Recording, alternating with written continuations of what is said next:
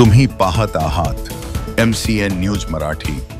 कडक उन्हाळ्यातील मे महिन्यातच पूर्णा नदीला पूर, परिसरातील नागरिकात आनंदमय वातावरण। पश्चिम विदर्भाची जीवनवाहिनी समजली जाणारी पूर्णा नदी यंदा मे महिन्यातच प्रवाहित झाली आहे। गेल्या अनेक दिवसांपासून अमरावती, अकोला, वाशिमसह बुलढाणा जिल्ह्यात बरसत असलेल्या पावसाने पूर्णा नदीला आज मोठा पूर आला आहे।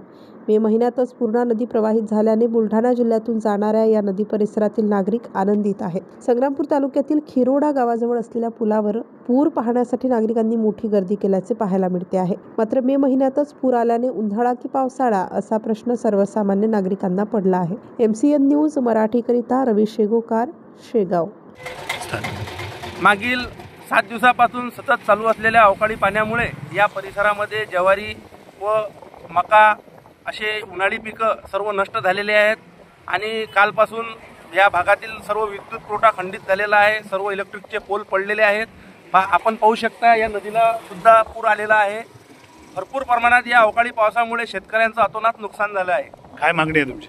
शासनाने यावर लक्ष देऊन शासनाने या परिसरातील शेतकऱ्यांचा सर्व पंचनामा करून या लोकांना लाभ द्यावा, तसेच या भागातील विद्युत पुरवठा जो खंडित झालेला आहे तो लवकरात लवकर सुरू करावा।